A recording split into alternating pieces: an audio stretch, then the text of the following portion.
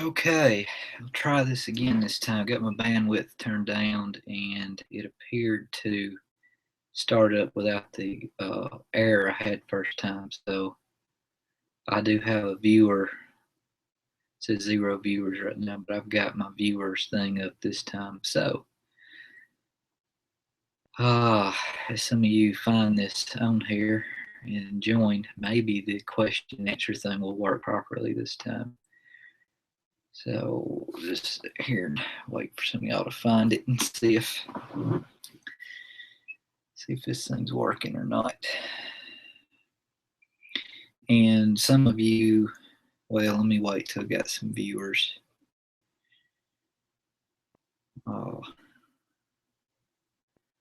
Make sure you are commenting in the right place. Anyway.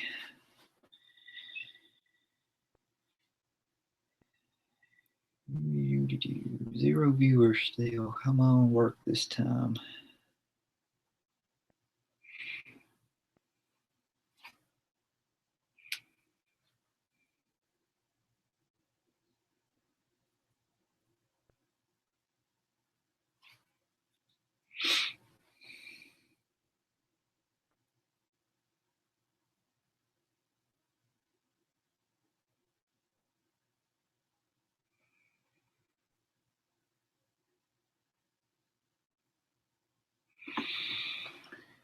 Give it just a minute here.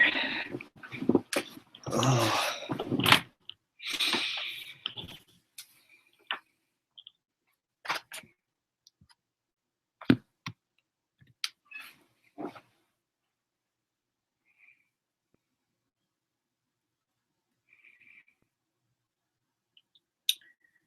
All right, Mr. Jake. I couldn't figure out how to get the chat window open, but I got it figured out. Disregard my comment. It's in a different style setup than I'm used to. Sorry about that. Okay, that's what I got. That's what I was going to make note of here a minute ago. Make sure y'all commenting in the comment box and not the video comments at the bottom. So anyway, you got it figured out. 2 viewers. All right. Maybe this is working this time. I hope it's working this time.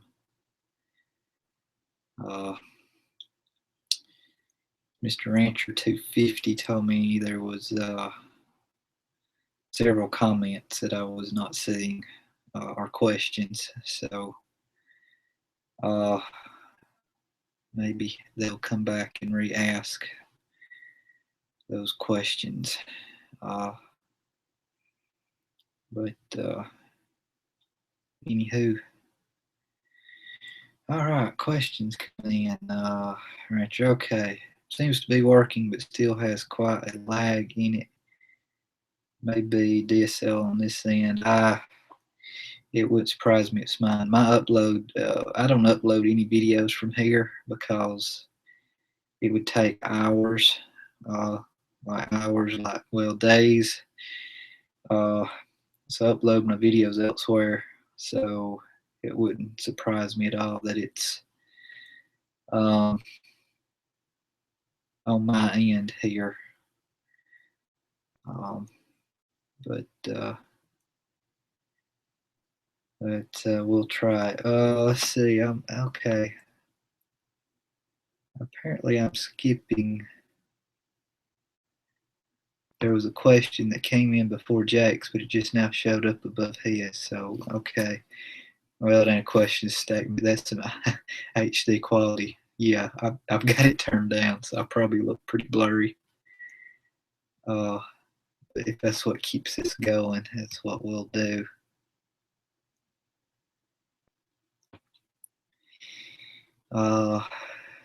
Yeah, I hope everybody comes back that was on there a while ago or finds this in a minute.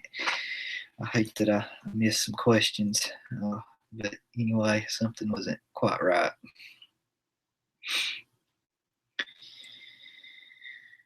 Oh, me. Yeah, I wanted to get some more bush hogging done tonight, but it was some cloud to ground lightning going on just to the east of me, and I I couldn't get a cell signal to just tell how close and what direction it was going, so I quit for the night. Uh,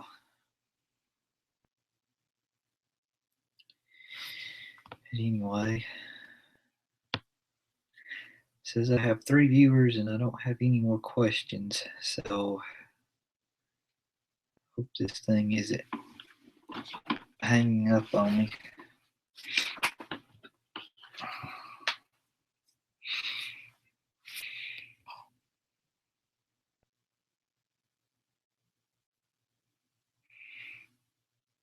I don't know why these questions are coming in order. Y'all don't use any litter on your fields. We truck in a bunch of it down here. Yeah, that's an interesting question. No, do not. We have a lot of chicken farms around here that I could get it from, but there is I don't know if it's a company or what you'd call it. I think it's Dwayne Oaks or Oaks, something Oaks, that trucks a lot of litter out of the chicken houses around here. So it makes it hard for the farmers around here to just get it spread on their fields. So no, do not do any litter. Second reason I don't do any litter is a lot of the chicken feed, uh, is made from grains that are grown around, and they get weed seed in them, and then that weed seed gets into the chicken feed, and then the weed seed winds up in the chicken houses and in the litter, and then you get those weeds on your fields. And there's a lot of Roundup resistant weeds these days, so you try to keep that down, limit that. So that's another main reason I don't use any litter. Okay, questions. Let me see. They don't seem to be in order here, so let me go through them here. Let's see. Mr. Jake says it is working. There may be a slight lag, but not terrible. Glad you got this to work. Technology is great when it works. Hello from Soggy. Is that Soggy? Yes, if I'm saying right. Soggy, Iowa, by the way. All right. Howdy back at you. Yes, we've been getting pretty serious lightning down here too. Yeah. It got pretty close when I was trying to finish up that one field, and I was in and out of underneath the power line, so I didn't like that too well, but I wanted to get that spot done because it was wet. We ain't had enough rain to really get it too muddy here yet, after our 2 weeks of dry weather there, but I knew the next couple days is pretty high chances of rain, so I wanted to get that spot bush hogged. It didn't. That field had beans on it. They weren't ours. This is on the new ground we're getting. Field had beans on it 2 years ago. They didn't do anything with it last year. Didn't bush hog it or nothing, so it was kind of thick. So I just went in there and got it trimmed down to the ground so the sun could get to it better, and see if I can get it started drying out. I'm gonna see some of these rains will kind of mat down some of that grass and weeds I bush hogged today, and then I'll go in there and spray it and get it burned down, and then maybe hopefully it'll start drying out. It's wet. It's still kind of tacky in there. It's probably gonna be June before we can plant that little spot. Let's see.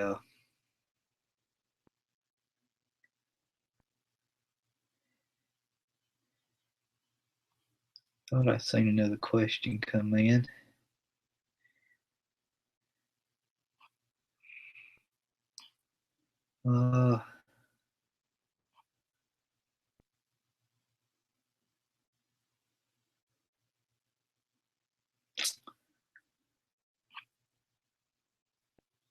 Guess not.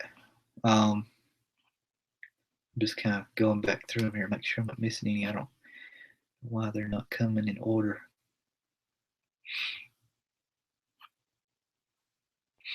But yeah, I did ride. I took my Ranger today and I rode through uh, those fields, those new fields today. It's about 35 acres. Well, I didn't go through one of them, but it's on the road there. I can see it. Uh, but I rode around the edges. Was kind of looking for wet spots and just how it looked. It's got some rye in it, and it don't look all that good. But we're probably still gonna cut it and bale it just to get it off the field. I really don't want to bush hog it down and be trying to get the drill to penetrate through that stuff. I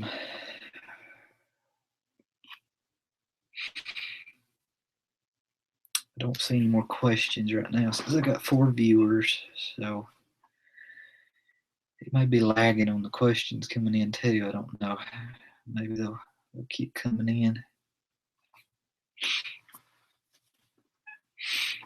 I'd like to get some more rain. I hope we get a little bit more.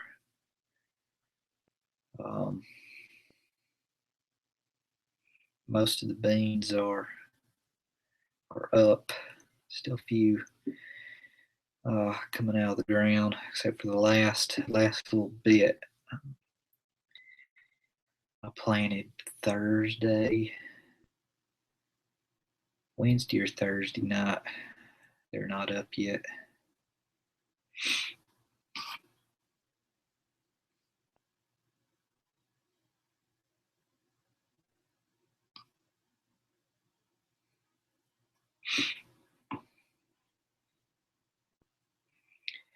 Well, I hope my question and answers hadn't locked up because I'm not seeing any more here again yet.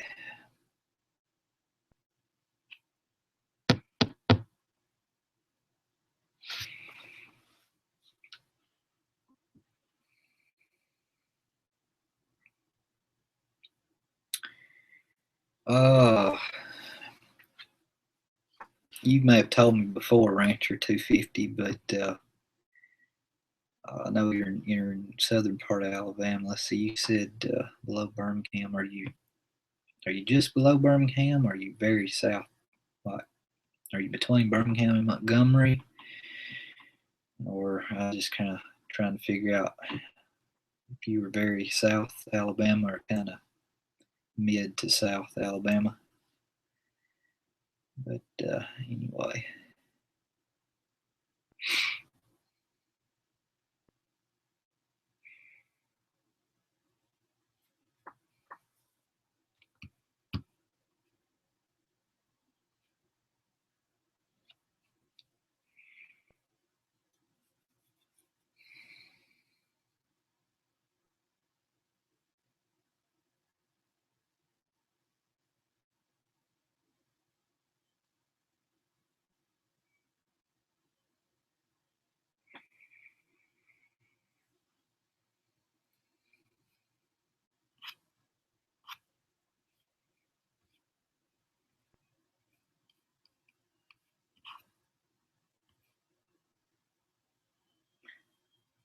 Well,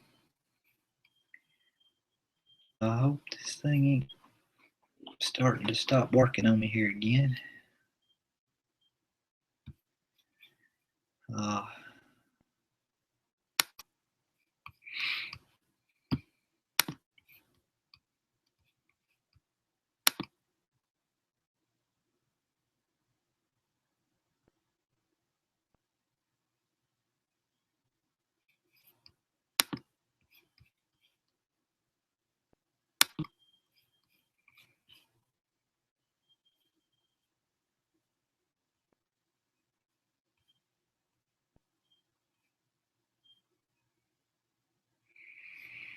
All right, got another question in here.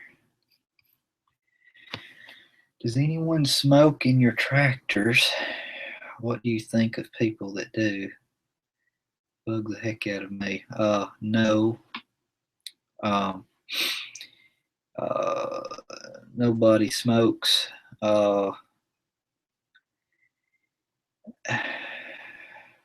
I don't know if my uncle, I got in his tractor one day and it smelled like he'd been smoking a cigar in his tractor. He's got a 6330.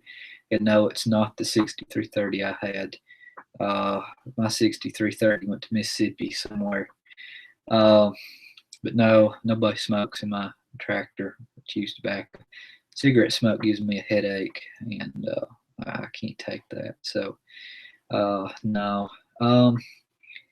How do y'all have your first cutting of hay baled? Just a little bit of it. Um, got about 24 acres that we cut and baled up. I actually delivered some of that hay today. I delivered 18 rolls down south of me. Um, but yeah, I've got it all hauled out now in storage. I did a quick video on my phone today of that load of hay going out.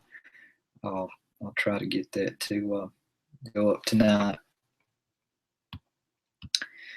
Uh, Mr. Holstein's Holstein's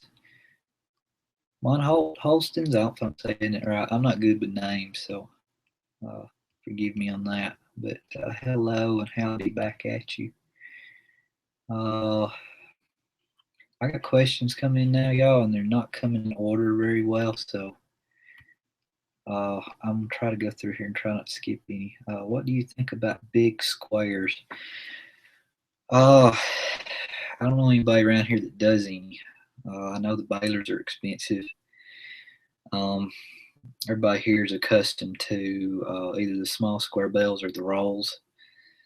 Um, uh, don't really know any cattle farmers that feed the small squares around here. The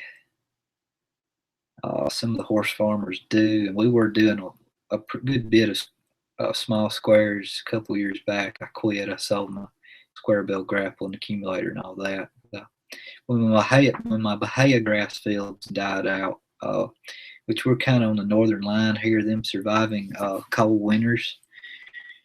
So I got about 4 or 5 years out of those fields, and then they didn't. The past 2 winters have been pretty cold, and we had some pretty good snows, so they didn't survive. And when they didn't, it was going to be expensive to resow them back down in Bahia grass. So I just turned them into crop fields. Uh, yeah, mostly rolls around here is what everybody does. Okay. Let me go down through here. Mine plus Holt, mine Holt. Okay. Hello from Meridian, Mississippi. Howdy. Seems that was an old one. Okay.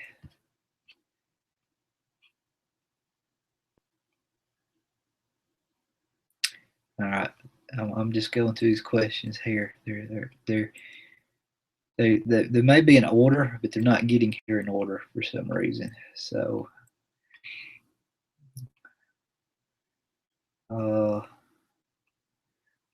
big squares, litter. Okay. Jack Tate, our regional extension agent down here in Jennifer. Oh boy, I got another question. It just flew off the screen. Jennifer Johnson down here at Auburn claimed that most of the weeds don't actually come from the litter, but were actually there already, just needed the fertility to get going. We spray everything with Grazon. Yeah, I had never used Grazon. When I was doing my Bahia fields and a couple other hay fields, I used the warm weather 2,4-D, 2,4-D Amity on those. But yeah, my dad did some litter in the past, and it seemed to be a lot of weeds. And there are some chicken farmers around here that do hay, and they put their own litter on their hay fields, and they seem to be very weedy. And I understand the take on the litter, fertilizes the soil and enriches it and gets things growing. So uh, could be one way or the other. I just know we used to sell milo or grain sorghum to a chicken feed plant here, and it pretty much went right in the feed. So any weed seed in there was making it to the chicken houses. But that was just kind of one of my thoughts on that.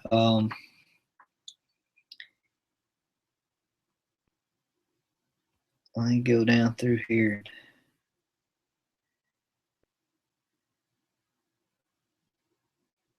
Right.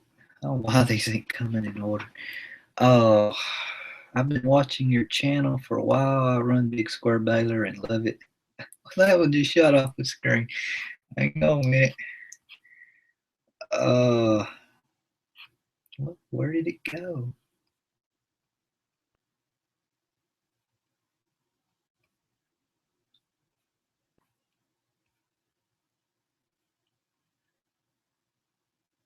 Been watching your channel for a while. Run Big Square Baler and love it. Make a few videos too. Love them. Thank you. Yeah, just not a big square bale market here for that. I don't know why. And hay kind of goes cheap around here anyway compared to out west. I've actually had people like out in Texas and whatnot buy hay from me with shipping. Them having semi truck come out here to get it, carry it back out there cheaper than what they can buy hay for out there. So if that says anything. Columbia, about 30 minutes south of Beham. Okay, I know about where you are now. I see another question here about tractors, I think. Are horse folks buying the rolled hay, or is it mostly for cattle? Yes, the 18 rolls that I hauled out today was for horses. Um, I do sell a lot of hay to people with horses. The guy that come and picked up some this week, he breeds horses, uh, and he gets a lot from me. He was one of my Bahia customers that I quit doing the Bahia. He decided to try my mixed grass hays, which is um, mainly orchard grass, crimson clover, small amount of fescue in that. Some people don't like fescue for the horses, but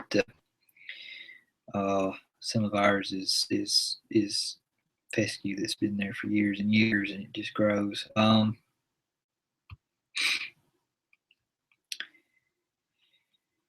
Okay, would you buy a 6400 John Deere if the 5610 does not hold up?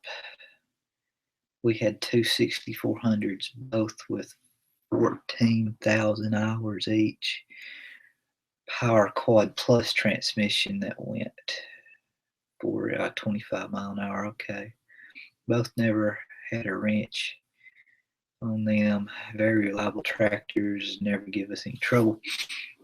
I have looked around for a four-wheel drive 6415 just because our two-wheel drive 6415 has been pretty much trouble-free other than some fungus we got in the fuel, and that wasn't its fault. The hard part about finding those now is the hours. Some of them have a lot of hours on them. And when I looked a while back, I couldn't find one with a power quad. The synchro transmission, like it's in our 6415, seem to be pretty much standard. I know they're out there. I've drove used to deliver hay to a guy out west of here that he usually never was there. Well, actually, I hauling the hay. I wasn't delivering. I was hauling. I was picking it up from this guy and hauling it for another guy. Is what I was doing. And he had a 6715 John Deere. It's a little bit bigger, 6-cylinder tractor, and it had power quad in it. But yeah, the 5610 Massey, I mean, its quirks are over at the moment. So like I said, I was using it to bush hog this afternoon, and it's I know a lot of people seem to be worried about the 3-cylinder motor, but I mean, it's got all kind of power. I mean, I wouldn't worry about that one bit. When it comes to that, it's pretty stout. So we'll see. But yeah, I think I've made mention before. If this thing don't work out, I want to do something older, cause I just got to the point where I feel like some of this newer stuff ain't cutting it. On that.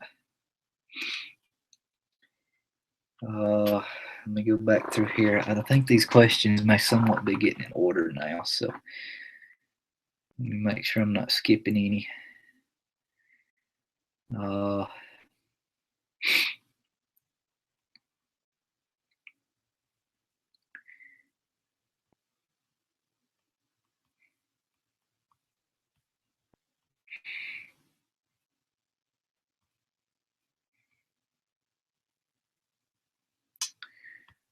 So yeah, I have shipped to Georgia before. We are in northern Indiana. Shipped to Florida and Louisiana as well. Okay, I assume that's on hay there. Yeah. Now, a few years back, the drought was real bad out in Texas area and whatnot. We actually was sending 53-foot box trucks of square bales out there. I had it was actually a lady contacted me that was sheriff, I think, of some town in Texas. It was one of those things, but she was kind of trying to organize the logistics of getting hay from other areas brought in there to help with the drought situation. Highly recommend the Grazon Next HL for broadleaves and pasture, and Capriol on the K31 for weeds and seed head suppression. Okay. Yeah, about all I've ever used is 2,4-D on the hay, and I don't do that a lot. Like I said, a lot of my fields are pretty well established, and there isn't a lot of weeds. And another big issue is I've got crimson clover and variations of clover, which they produce their own nitrogen, put nitrogen in the soil. In some of my fields, so to go out there and spray like 2,4-D on, we kill the clover, and I don't want to do that. So, folks today that I hauled to, they wanted to know if it was that Crimson Orchard in Fescue mix again today, and I said, yeah, they were very very happy to get that.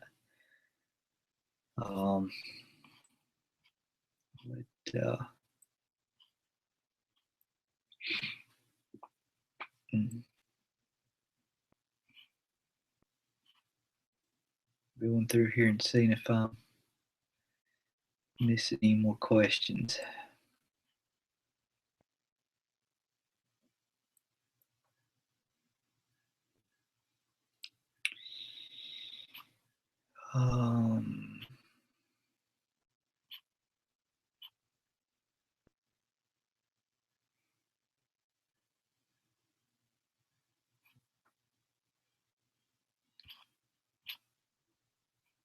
Right. I think I've got them all answered that I'm seeing here at the moment. It may be way behind, so I apologize for that.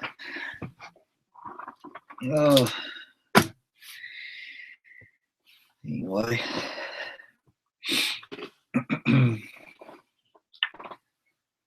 Yeah, I like my clover in my hay fields. That's something anytime I if I drill any new grass in the fall, I'm going to put crimson clover in the box, and I'll run that in a small seed box at about 5 pounds an acre. What are your favorite YouTube channels? Oh my favorite channel is Elderly Iron. I believe that Elderly Iron. Yeah, I believe that's all of it. It's a guy out in Oregon, Washington State, somewhere out in there. That I've been watching him for a long time. I think he's at a website, elderlyiron.com. He advertises that in his videos. He has videos on a little bit of everything, but his main thing is just getting older vehicles, like rescuing old trucks and stuff out of the weeds and places and whatnot. And he brings them back and works on them and gets them going. And he does some projects on different things. But he just is an interesting way of doing stuff. I kind of enjoy watching his videos. I know, Sarah, some of you've commented about One Lonely Farmer. I do watch some of his videos. I don't watch them all. He's in a different part of the country, and it's just a different way of farming for him on some things. But like I said, I don't watch all his. I do watch some of them. I don't have a lot of subscriptions as far as favorites. I kind of skip around. I'll search things and just go through. I like watching harvesting videos and just different farming videos, just from a wide range of YouTubers. So, yeah, Elderly Iron would be my number one there. Anywho,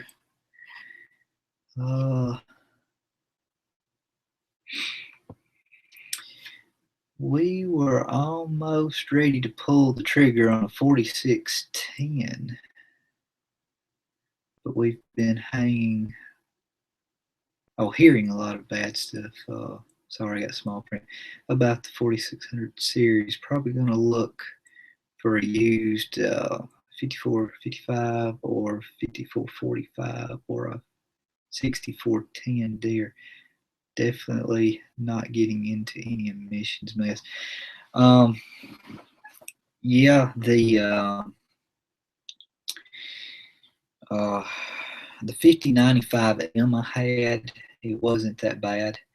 And it did have any emission stuff on it. I don't know if you know what your budget will be on one, but for that size tractor range you're noting there, that would be a good one. The 5455s and those were good ones.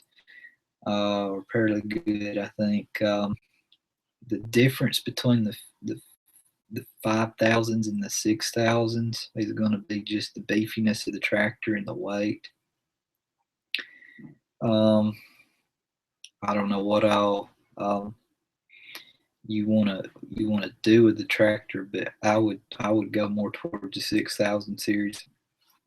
That's why I got out of the 5095M, just because that tractor was a little light, and just pulling the baler around, baling hay and whatnot. I mean, if you hit a hole with the baler or going up downhill, it just jerked the tractor around. So, it was a big difference between it and the 6415 two-wheel drive. So, when I'm looking at a tractor and I'm looking at specs, one of the first specs I'm going to look at is the weight of that tractor. The heavier the tractor, the better. And of course, I fluid in the tires, weights, whatever I get on them. I usually do that because you know,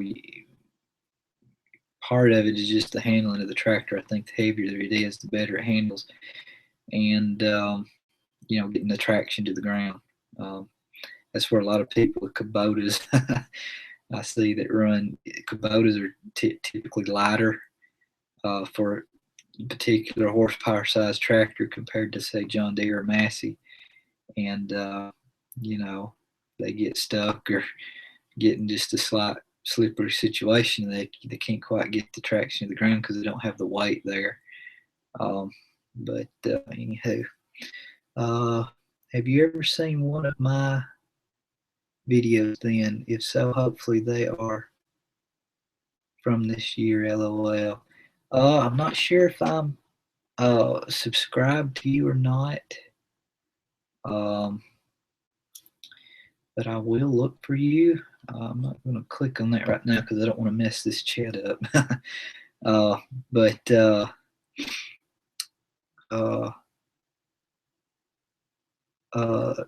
it's quite possible. Like I said, I just do searches on things, and I run across something interesting. I'll watch it. I don't necessarily subscribe to the person, but I will be sure to check you out there. Uh, let's see.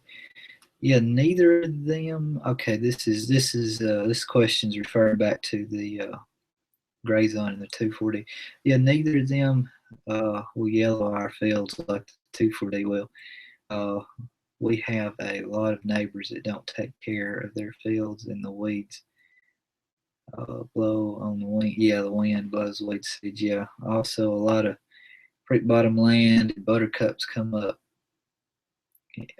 every time it floods. Yeah, we got a lot of those little yellow flowers right now in our fields that are, oh, they're not very big weeds, but they're spread out all over the pasture. Sometimes you let them get to a certain size and go over and clip on the bush hog, and it kind of does them in for the year. But I just kind of let them grow in the pastures. I don't like to spray the pastures too much. Just kind of let the cows pick through them. But I just try to hit it with a bush hog here and there and keep the weeds down that way. Um, but yeah, most of my spraying and chemical experience is going to be in the row crop area, um, and whatnot. Um, Go through here, make sure I haven't missed any more questions.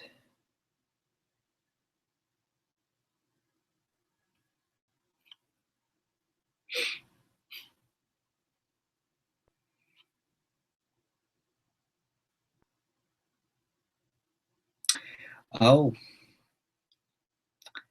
well, I've got that mixed up. Okay. Sorry about that. Uh, the Rancher 250. Where did that question go? Okay, I'm talking about the 5400 series Massey. Okay. Precursor to the 5600 series you have. Yeah, our neighbor runs Kubotas, and they are like, let me go back up and look at your original question then. So I don't, 54, 55, yeah, okay. Wow, I was thinking the earlier John Deere's. Okay, yes, the 54, 55. I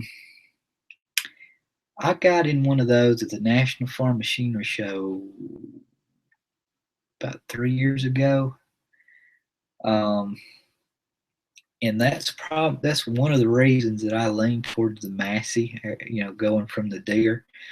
Um, when we go to them shows, you got the ability to just look around a lot of different brand tractors and different tractors, get up in the cabs, look at the controls, get a good feel for different brands. And I believe they had a 5445 there at the show. And I remember getting in that tractor and think if I ever have to get out of the Deeres, the Massey will be that Massey would be one of my top choices because I really liked how that tractor was set up and just I remember walking around to the back of that tractor and looking at how big and beefy it was, um, compared to some of the other makes, and it made me think a lot of the deers and how big and beefy they were in the back. So I liked that. Um,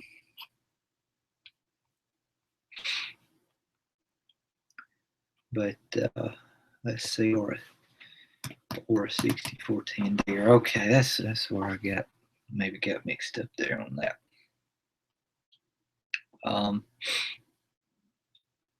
I believe the 5445s had the 4-cylinder Perkins diesels in them.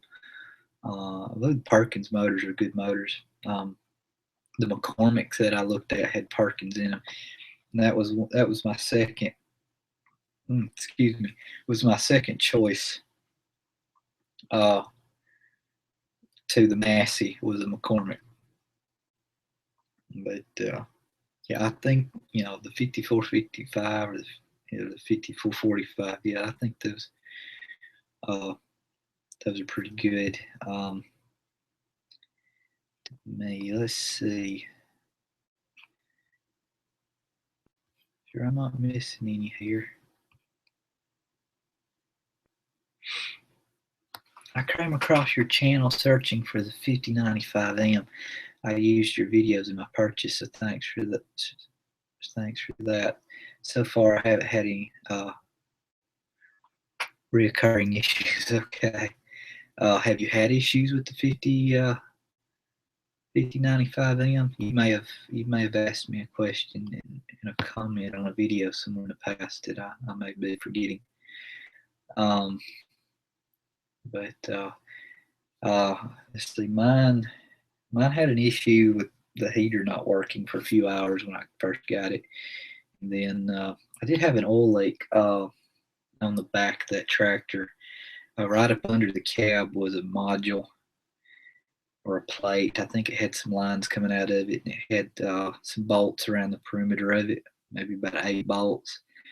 And there was some oil leaking around that. I just went around tightening those bolts up, and it never leaked again. So that was the one gripe I had about the 5095M.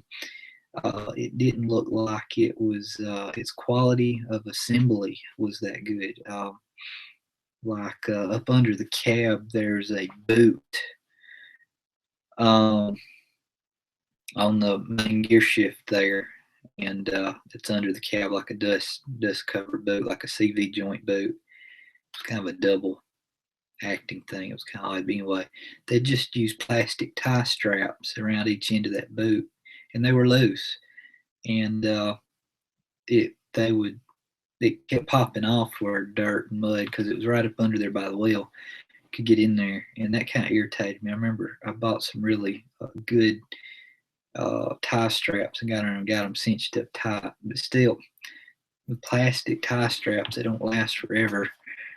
But yeah, those loose bolts. The heater didn't work because there was a kink in the line where the coolant ran up into the heater core in the top of the cab. It went up one of the columns under the cab, and there was a kink right there where it made a 90-degree bend. So it was just another one of those things that it should have been caught when it was manufactured, but it didn't seem like it was put together all that well. Oh,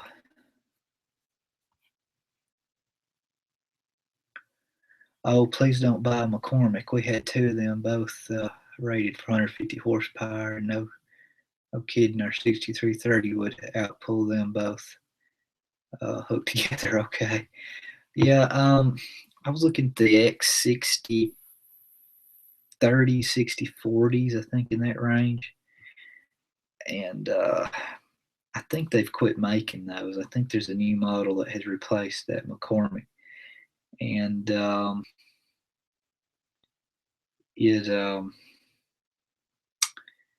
I didn't, the gear had it had like 3 gear shifts in it.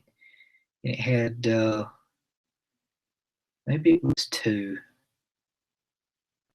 Yeah, maybe it was 2 gear shifts. So you had kind of a ranges and then another gear shift that had more ranges, and then it had a button on it or a switch kind of that had 3 power shift gears. So I test drove that I think it was X6030, and I was a little worried about how that would be on shifting gears. The 5610 is hard to beat on shifting gears. It's kind of reminds me of the old 4440 John Deere we had the power shift.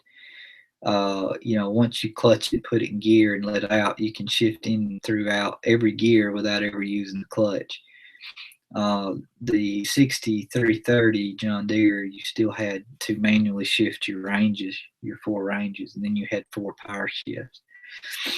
So the Massey is definitely easier to shift, and it's pretty smooth shifting throughout the RPM range. So I like that a lot.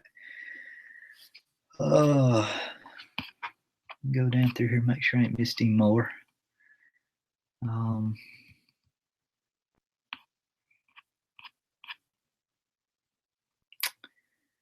here's one way. Any dairy down there in your area, or mostly beef? Yes, there is some dairy. I have sold hay to a couple of dairy farmers in the area. One of them is passed away now. He went to our church for a while, but I sold hay to him. And then there's one south of here that I have sold to. It's pretty good size, I think 400 or 500 head dairy farm down there. And I know there's some others around. So there's a few around here.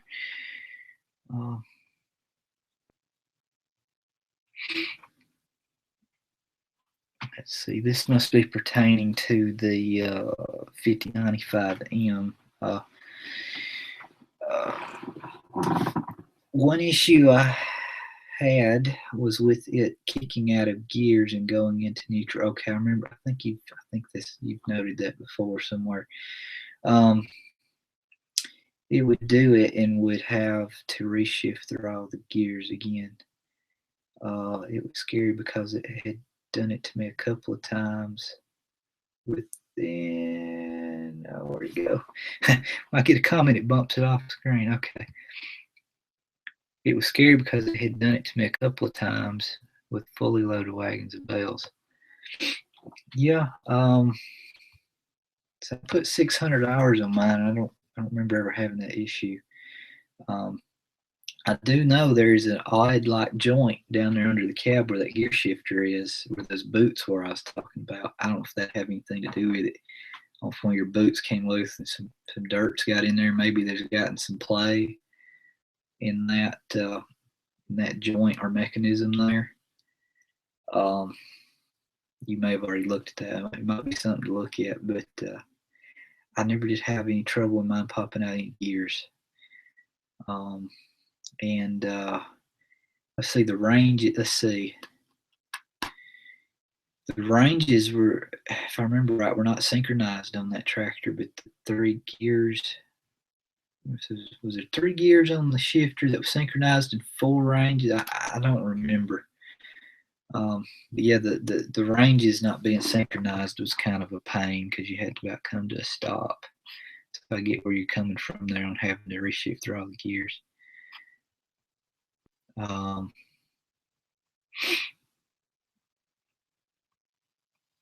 Going back through here.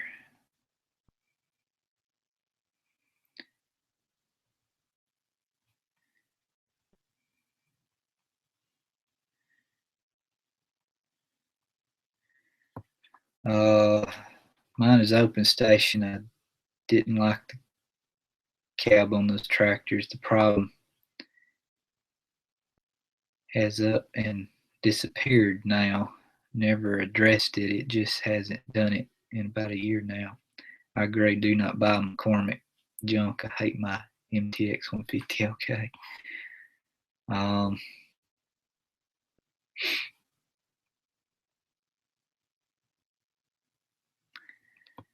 Yeah, that's what we're running now. 400 series Masseys, 471 and 492. They're not as plush in the cabs, but they have been bomb-proof. Well, there it went off screen again. I apologize for that. I don't even know where it went now.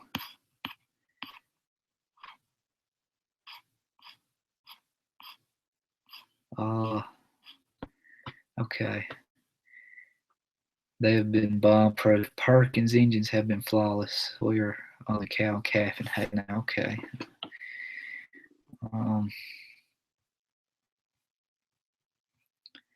Back up here. Another some more questions come in here.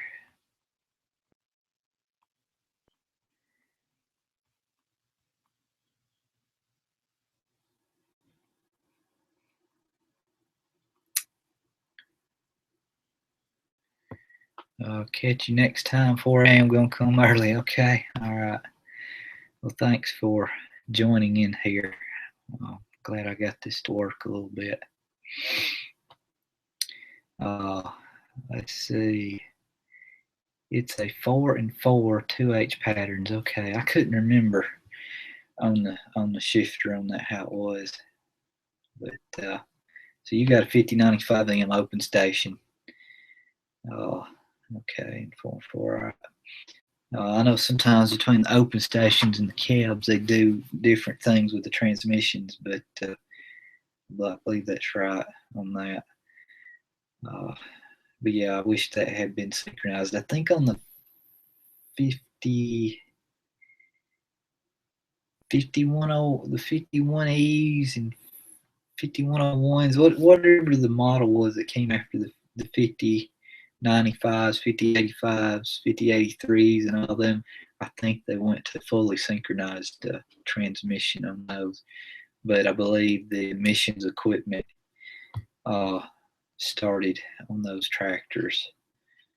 And I don't want any part of that. So that was probably one of the biggest reasons I went with the Massey Ferguson was when I learned that they did not use a diesel particulate filter, and they had figured another way around that. They didn't use diesel particulate filter, and they don't use DEF, diesel exhaust fluid. When I found that out, and I started researching this DOC, diesel oxidation catalyst that they use, that's maintenance free, doesn't require regen and all that stuff. I really started to see some smart engineering in that, and that was one of the reasons why I decided to try that. Or, one of the big reasons. I really like the transmission in that tractor. It's the best loader tractor that I've ever run. The way they've integrated the power reverser, all your gears, your D clutch button, your auxiliaries for third valves, fourth valves on the loader joystick is brilliant. That's pretty hard to beat. I haven't seen anything else like that. But it just makes moving hay and doing stuff with the loader so much easier. And then the other parts of the transmission, other functions that are in the menus, like the declutching upon using the brake. Use the clutch. So if you're doing a lot of moving hay and stuff, and I liked it baling. Because when you get your full bell warning on your bell monitor, you got to stop. So instead of having to throw up your foot for the clutch and the brake, you can just throw up a foot for the brake, and it will declutch the tractor automatically. So all you got to do is hit the button and it goes in reverse, and then just let off on the brake, and it's automatically going to go backwards. I really like that. 563 loader, yes, that's what we have on our. The 6415. Well, that loader was the same loader. I ran that loader on the 5090. Well, it was on the 6415 first. We bought it and put it on it. Then I put it on the 5095M. When I bought the 5095M, I had it set up with brackets and everything I needed to unhook the 563 loader from the 6415 and then hook it to the 5095M. And then then when I got the 6330 premium, it went on. The 6330 premium had a 673 self-leveling loader. That loader is now my uncle's 6330. I sold it to him, and then I put the 563 on the 6330, and then when I sold the 6330, I put the 563 loader back on the 6415. 5105M has the power quad. Okay. I knew some of them had a couple of buttons on the gear shift in those models that would allow you to power shift a couple of gears, but I thought that was it. So I didn't quite know it was a power quad. I hadn't looked at the very new ones yet. They may have made some changes. I quit researching them when on the 5000 series when I went with the 6000 and whatnot. And I didn't even consider any of them when I was getting rid of them. I didn't consider John Deere at all when I was getting rid of the 6330.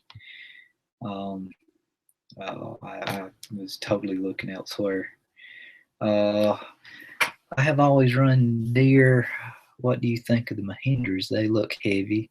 Has anyone heard about long-term durability? That would be the big question on the Mahindra. They push the Mahindras around here a lot. I know at the tractor show or at the equipment shows, the Mahindra booths, they have in the past have had this really annoying song going in their booths. But anyway, my brother-in-law, we looked at some Mahindras. He was wanting to buy kind of a compact 40, 50 horse tractor. He's got a little acreage just to help keep clean around his place and whatnot. He wanted a loader. And we went and drove some. They were very simple. They were very basic and to the point. So the ones we looked at in that range. Some of their smaller ones, the real compact ones, they seemed a lot different than the bigger ones, almost like somebody else made them for them, but I don't know. Reminded me of the Codys. They run like a Daedong engine or something like that, if I'm saying that right. But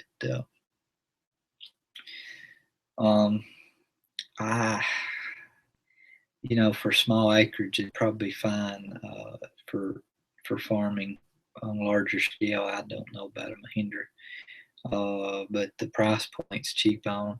My brother-in-law wound up going with an LS tractor, which is kind of a competitor to the Mahindra in that line. He's been happy with it so far. But, I looked at one. It was 100 horse when I was looking. That had a cheap price tag on it. But it just was not very beefy built. It looked like it had a front axle and rear axles of say a 60 horse tractor under it, and when it was rated 100 horse, so it looked nice and like the cab was laid out pretty nice inside, but I just didn't like it was for me. The new ones do not. Okay, the new ones do not. The ones from like 2011. Some of the new Model 5Ms do. Okay. All right. I hadn't researched some of those newer ones. Let me go back through and see if I've missed any more questions.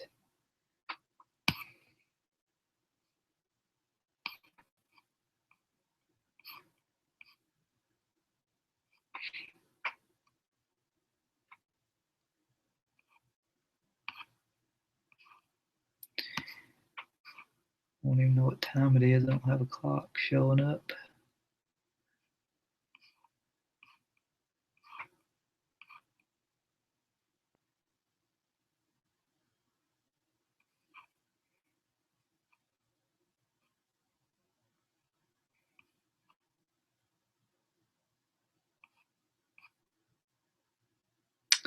Let's see. Here's one referring to clover I missed. Do you try to let the clover seed out before you do first cutting? I do at least let one fill and it's covered with clover now. I too don't spray it. Yes, usually some of it I cut the other day. You know, it had the red heads on it, whatnot. Usually I wait till it just starts to dry a little bit, and then cut it, and then that seed falls down, and you get it back up the next year. Crimson clover is not one of those things that is supposed, keeps coming up each year unless the seed are there to come up. You have to reseed that, but yeah, I do usually by the time I cut it, where it's thick, it's seeded out, and when it dries up, that seed falls on the ground. I like to ted that too. Yeah, so when I tedded it, it hits some seeds and shakes them loose and disperse them out, and they fall down to the ground. That way, they seem to stay there and come up the next year. Um,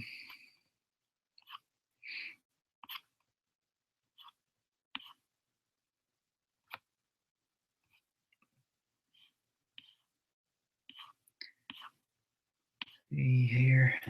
Why these questions ain't going in order? Oops.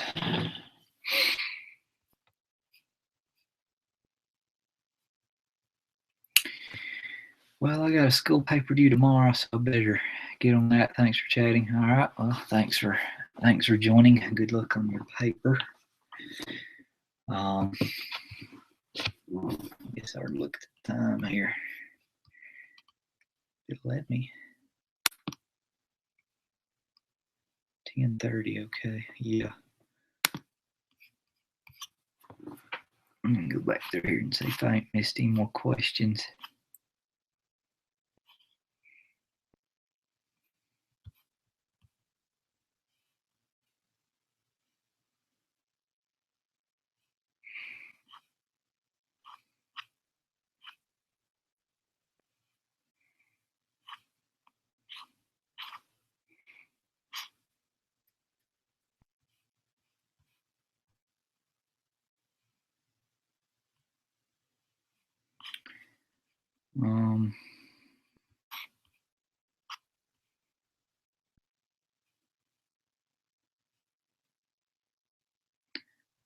Thanks for answering the questions. Got to run. All right. You are welcome. And see you next time if I do a next time. This won't happen very often. I don't usually have the time to pull this off, so I just happened to come in early tonight, so I thought I would try it. I knew some of you had wanted me to try doing one of these, so I thought I'd see if I could get it to work or not.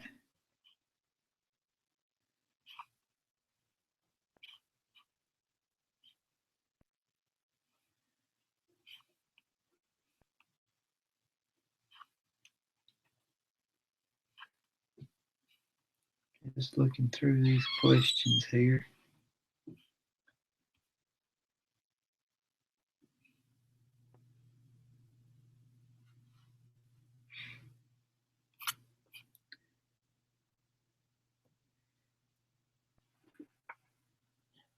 Okay, I've noticed you say a lot you have a day job. Where do you work, and do you find it hard to run the farm too? You must not get much sleep. I'm not going to say exactly where I work, but I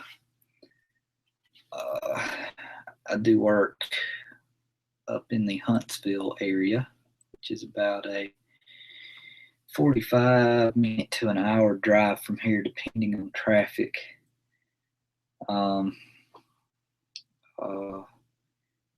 I am an engineering tech, and it is in electronics, and it is in telecommunications equipment. Do I find it hard? This time of year, yeah. from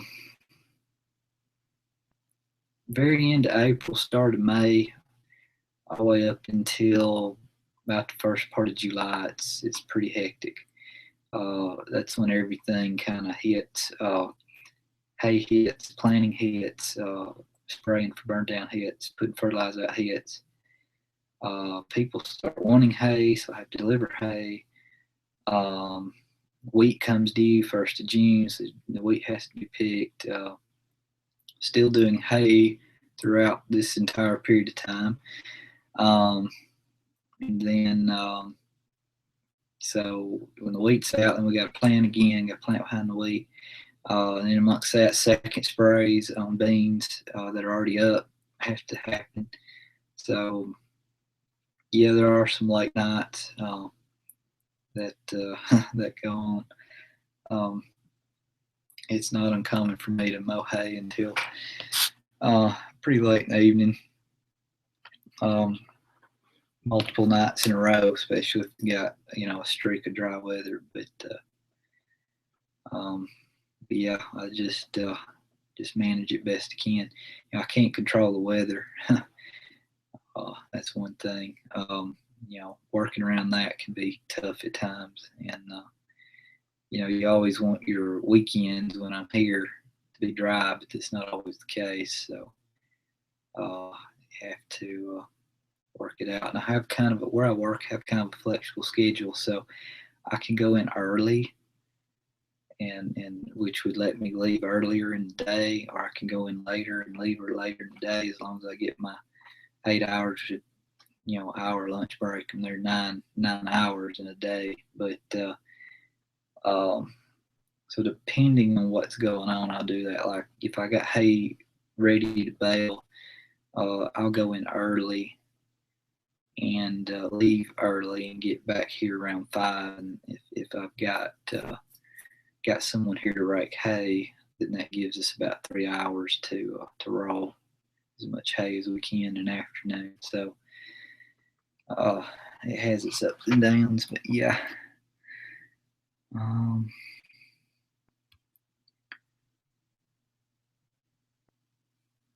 Look through here and see if I've missed any more questions.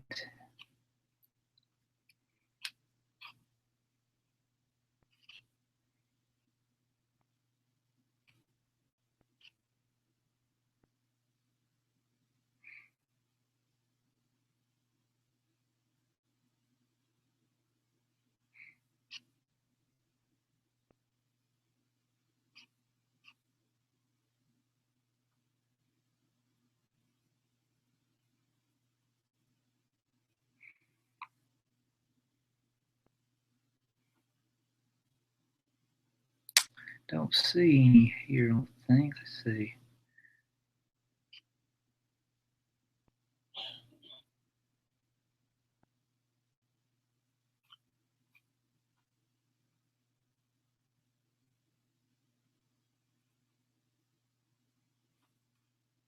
I think I'm caught up at the moment. Got 5 viewers right now.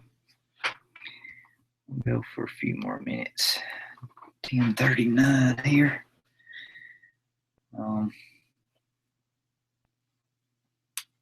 I'll have to go in there and delete that other.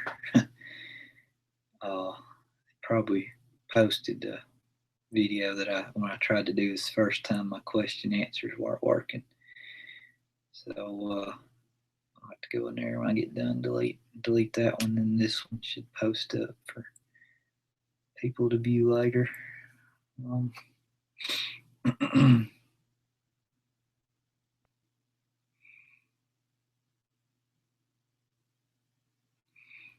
What mowers do you use? We run 2 class Discos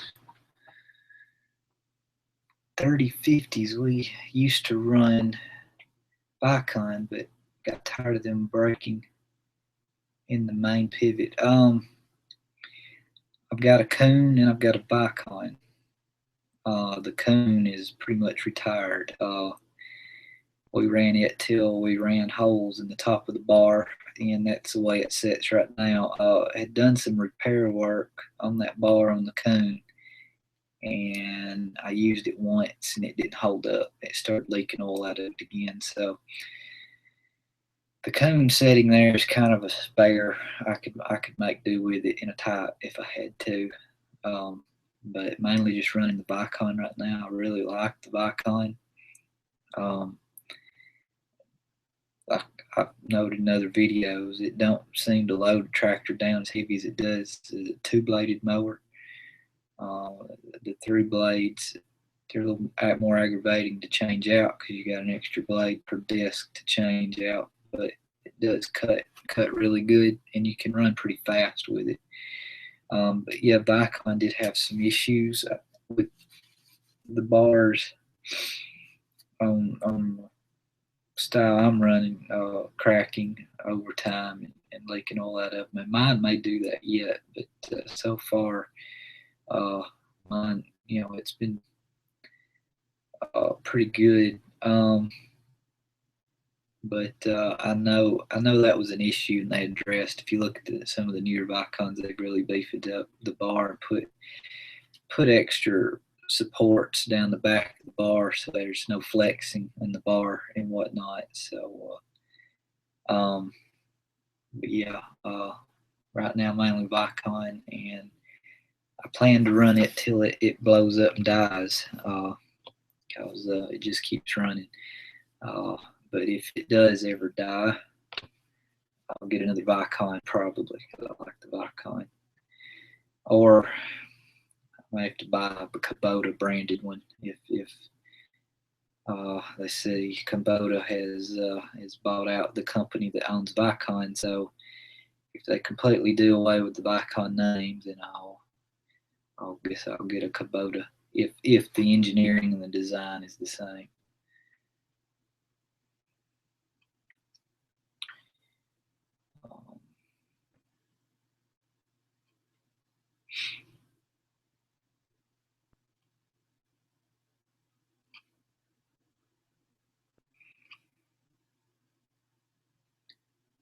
I think my questions are coming in order now, but I'm not sure.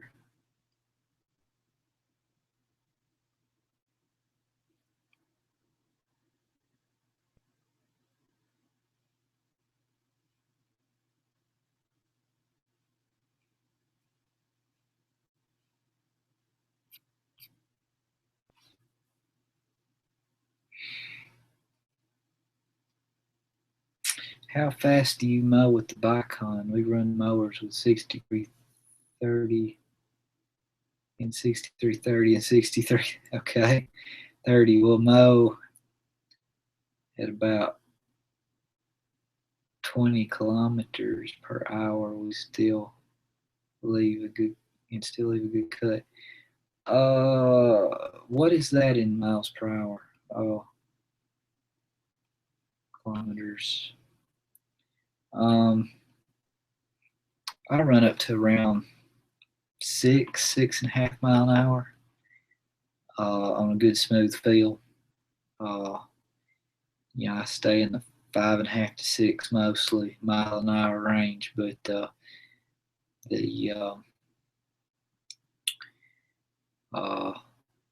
if you get going much faster than that around here, it seems like it gets a little rough on the mower. You can look and see it, bouncing on top of the ground a little bit too much. So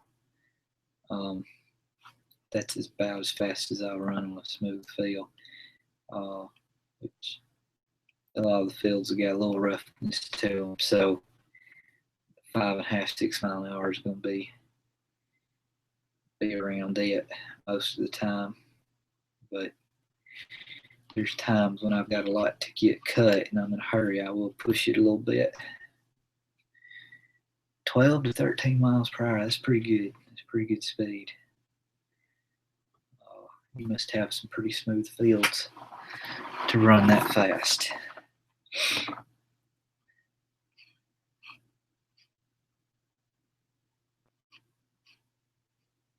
Yeah, I couldn't see going that fast here. It did bounce me right out of the tractor. Which I got some fields that's got some four-wheeler ATV damage in them that Yeah, I've got a video out there where I've got on my soapbox about that. It's one of my older videos. You'd have to go back and find it, but we've had our issues with that around here, and they will do a number on the field in a hurry. It's hard to justify going in there and plowing us back up because it costs so much money and fuel and time.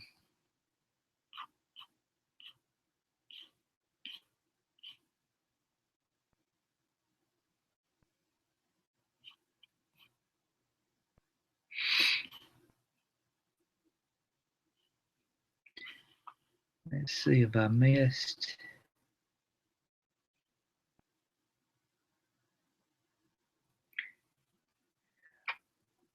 Oh, you said 6330, 6630, and 6630. I think I misread that a while ago wrong when you're cutting that hay.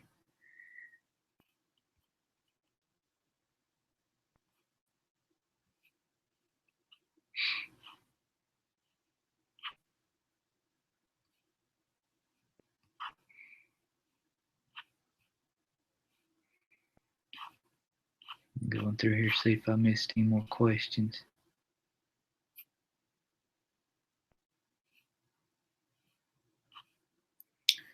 Most are, but one of them is rough. And the 63 or 6630 has cab in front suspension, and your head still goes flying at the headliner on a good ball.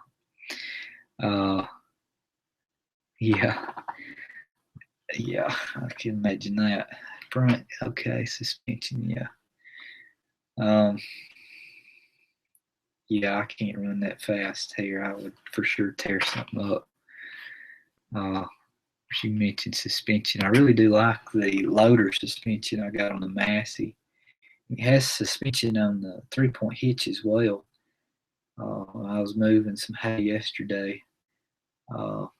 There was some rain coming. I was trying to beat it, so I was moving across the field pretty fast with bales on the tractor, and I had the suspension on the loader and the 3-point hitch going. So that really takes a lot of that jolt out of the tractor with the suspensions working on the loader and the 3-point hitch. So I really do like that. But I do not have the cab suspension on my 5610.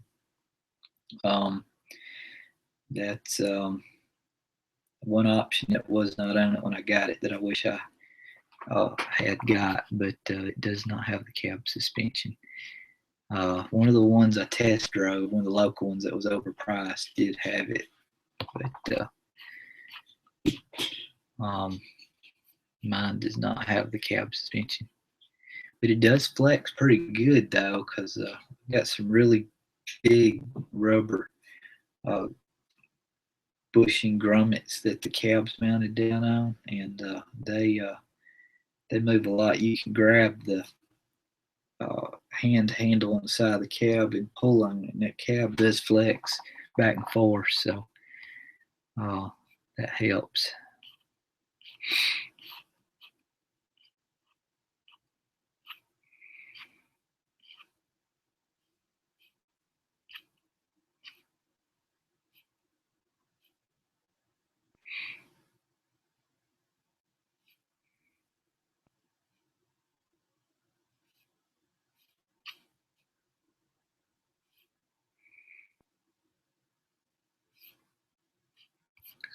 Looking back through here again, I don't know why these got out of order.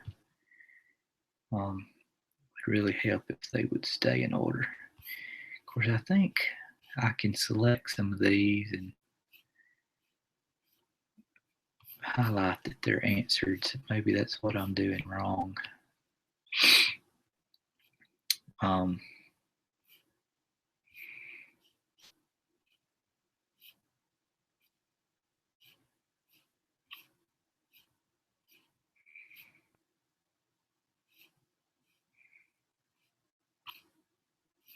believe I made it through most of these.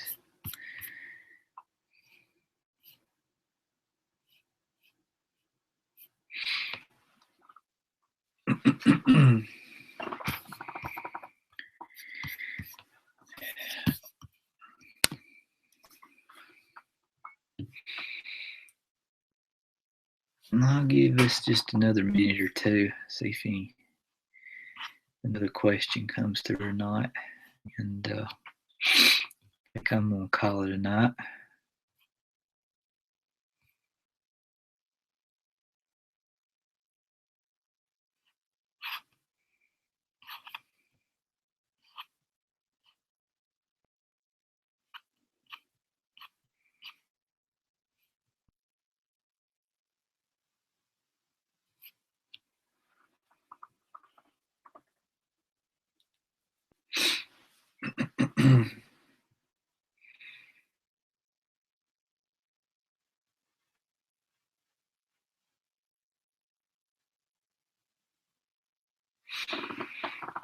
At least I got this to work.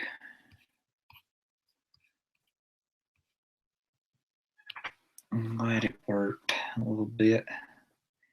A little afraid my internet connection wasn't going to allow it to happen.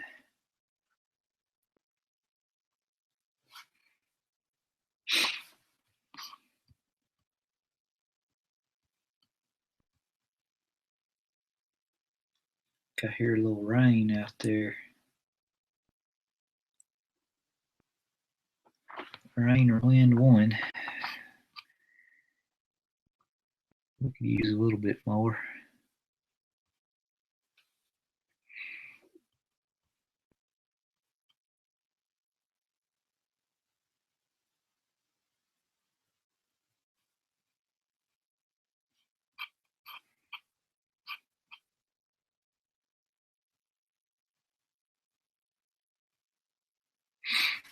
There's one I missed. I enjoyed watching your videos. I found your channel when looking for info on John Deere baler and found your videos very informative.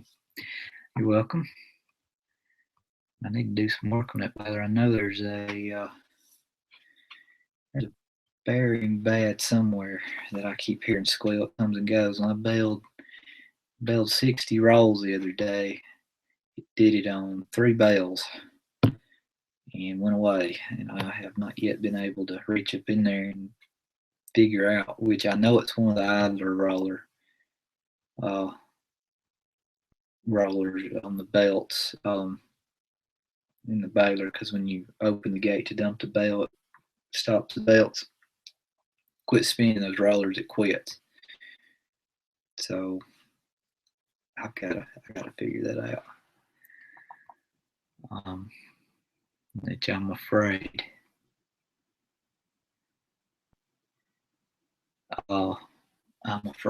it's going to self-destruct in the field and ruin that roller before I find it. But maybe if it'll ever start squealing consistently, it not coming and going, where I can go in and rotate them and actually find which one it is, I'll fix it. But I have tried to do that yet not. I've actually thought about getting a infrared temperature gun, and it is raining. By the way, I can hear it raining now. But anyway, getting a temperature gun and using it when I do start hearing that squealing, and open it up, going in there and pointing it at the ends of those rollers where the bearings are, and see if I can see one that's hot, hotter than the rest, and it might identify which one it is, because I really don't want to have to replace that roller, because those are expensive. And I know when those bearings come apart in that roller, it has no choice but to blow that. It'll crack, split the roller, because it expands, so it ruins the roller. It must be something, the air over there, that makes your tractors not work right. Over here, contractors are running 30 series and even newer R series without any trouble. Okay. Yeah, the 6330 was plagued. I don't know. What the. Well, and it was dealer too. The dealer had a lot to do with it. I actually went over to John Deere dealer Saturday morning, picked up. I didn't go the Tri-Grain that you've heard me talk about. I went to the Coker, which is a family owned. It's one dealership, family owned, family run. I went over there and got fuel filters, oil filters, and some net wrap yesterday morning. and you know, they was talking about the price of net wrap. I said, well, it's a little bit cheaper. And the guy told me, said, no, that's pretty much the same price we've always had. I said, oh, well, I'm used to going Tri-Green paying almost 40 or 50 more dollars for a roll of net wrap. So that shows to show you their Tri-Green's overcharging. Just they've become too big for their sales. But anyway, it's just my opinion.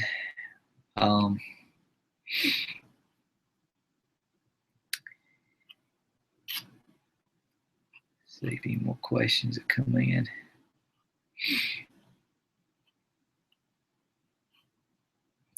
If the dealer had worked with me that sold me that tractor a little bit better on figuring out what the electrical issues were on it, I'd probably still be running it. But yeah. Well, hey, Mr. Bill, I see your comment there. Yes, it's up and running after a couple of tries. Boy, it's coming down out there right now. Yeah, I got it up running the first time here tonight, and question answer thing wasn't working right, so I ended it, started over, and it seems to be working. It still may be lagging or slow, I don't know, and my questions are not coming in the right order, but I am trying to catch them all here.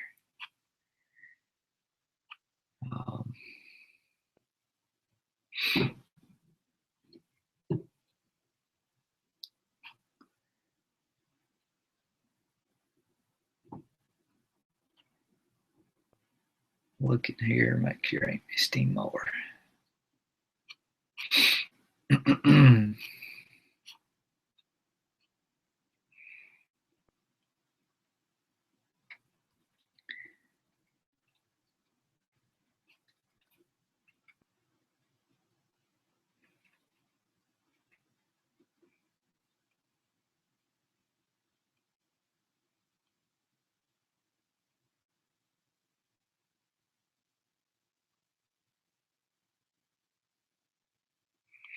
Well,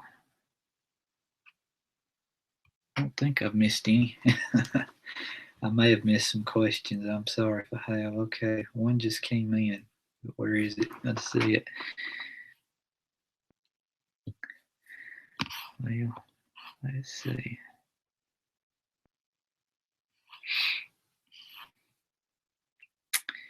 Video is blurry and laggy, but audio is good, and that's all that matters. Okay. Well, that's my internet connection here. Is upload is very bad. Download's okay, upload's bad. Like I said, I don't even use it here to upload videos just because it's so slow. I do have one, like I said, I did on my phone today. It's very short. I may set it to upload overnight tonight, but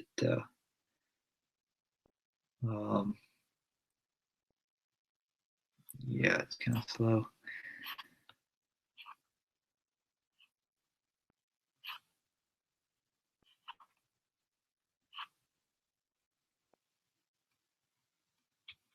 Yeah, Mr.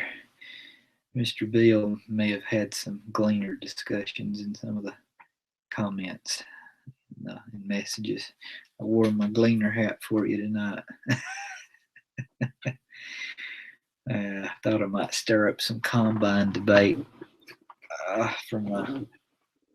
Was that my last? Yeah, I guess it was the last video I posted. But yeah, speaking of that, it's about time to pull ours out and start getting it ready for wheat. We got some new rasp bars to go in it. And they're probably going to be a bit of a pain to get in it because I believe the heads of the bolts that hold the rasp bars on are wore, which is going to make it hard to get a wrench on them. So that's going to take a while. That's a bunch of bolts. Rasp bars we got actually came out of another combine. They're actually used, but they're almost brand new. They're still sharp. We found out the parts combine. We bought the whole cylinder out of it, and they took it over to my uncle's shop. He got all of them off, but, of it. But some of those heads they didn't apparently put any bolts back in it when they replaced those bars, so they were wore. So he had trouble getting those off. So we kind of know what we got to look forward to there.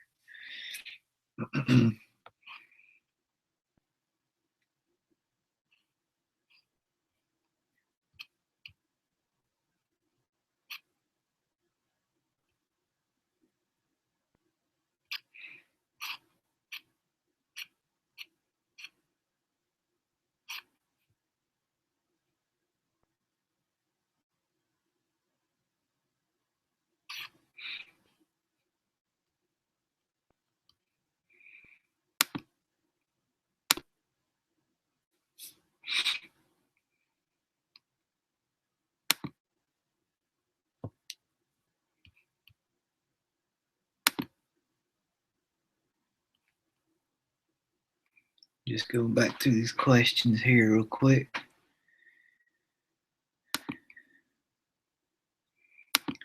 Figured out where I can remove them.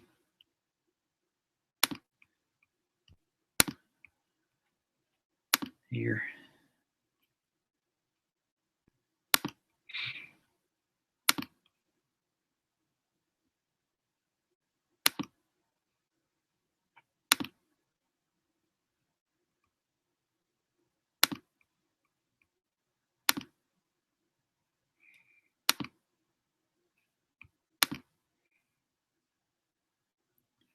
Well, if any of y'all 3 viewers I got now have any questions or anything you want to stir up or debate,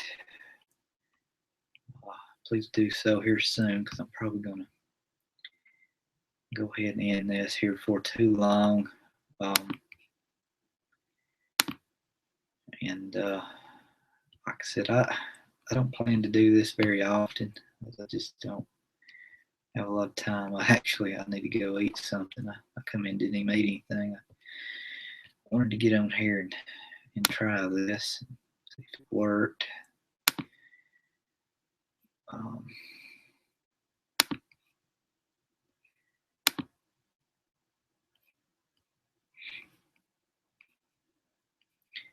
Video being blurry. Yeah, part of that is because I've got the bandwidth turned down way low on it, so that it isn't too bad laggy or doesn't work altogether. So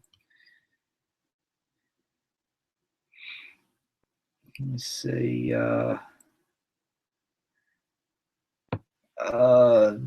Bill says, I heard a little about a problem you're having with JD Baylor. I assume you must not have a decent New Holland dealer around. And yeah, I'm waiting to hear a discussion on combines. Yeah, I guess we got enough people in tonight to try to get anything fired up on the combines. Yeah, the Baylor is John Deere 468. Well, it's got 2 issues. One of them ain't anything major. I've been running it for 2 years now with the 2 years. Yeah, 2 years with the. Well, it's been going on the 3rd year with the hydraulic lines. One of them is busted going to the hydraulic pickup. On the pickup, it's got a hydraulic cylinder. I actually moved that cylinder and lines from an older Baylor, so they were older. One of them busted on me one day, so I just been using the hand crank to raise my pickup head up and down, and I've been aiming to pull them lines and get some new ones made, and I just hadn't done it.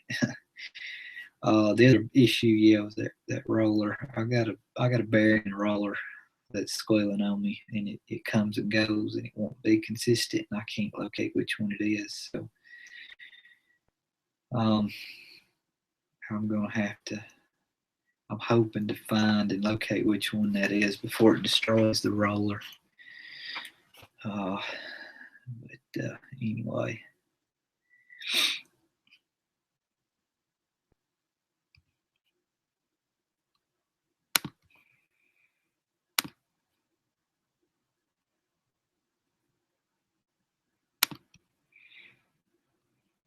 I don't know if y'all are seeing this on your end. It may be showing up that I'm answering some of these questions that I've already answered in red from earlier. When it does that, it allows me to delete them here. So I'm just going through making sure I didn't miss any before I end this.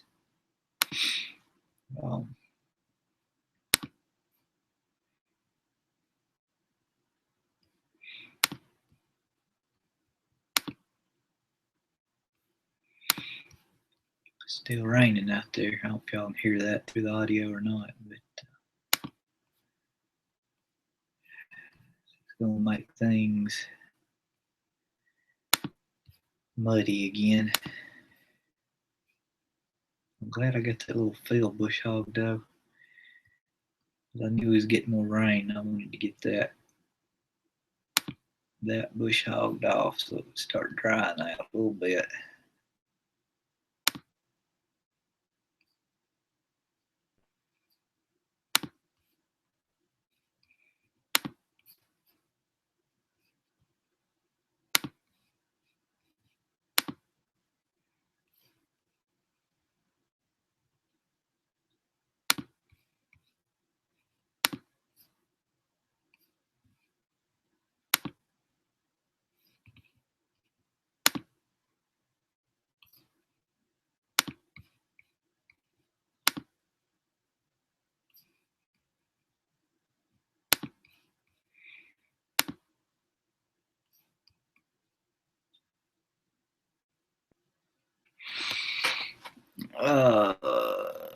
Mr. Bill, let's see. Has the 468 been a good baler? I know some of the guys that use JD out in North Dakota, and they do make a nice heavy baler.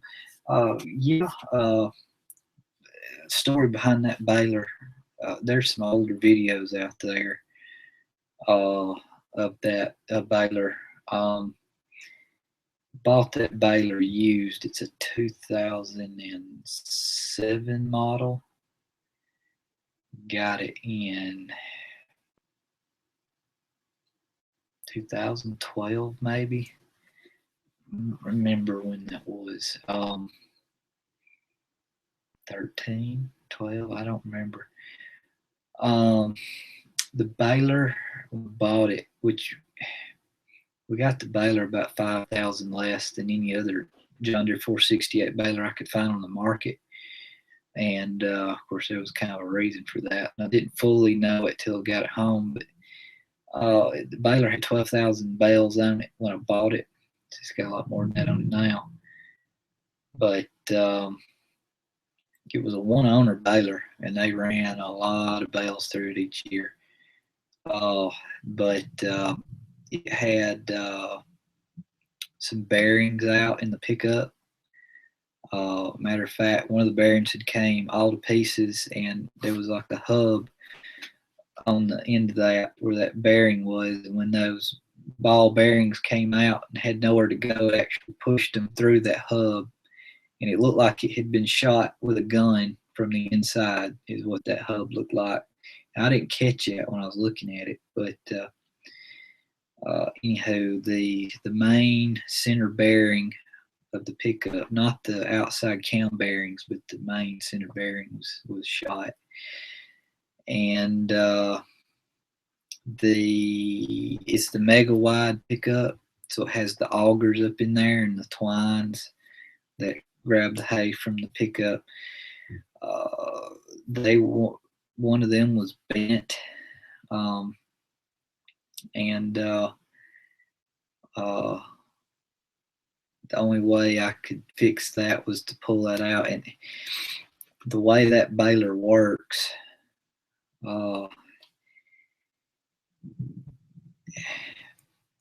there's a chain that drives one of the main rollers that drives the belt, and that roller goes across the baler, and then on that side is a chain that goes and runs a shaft that runs the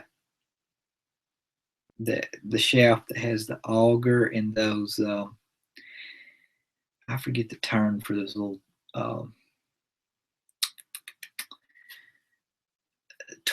tines in there. But anyway, the chain goes down and runs that shaft. When that shaft is actually the whole pivot for the mega wide pickup of the baler.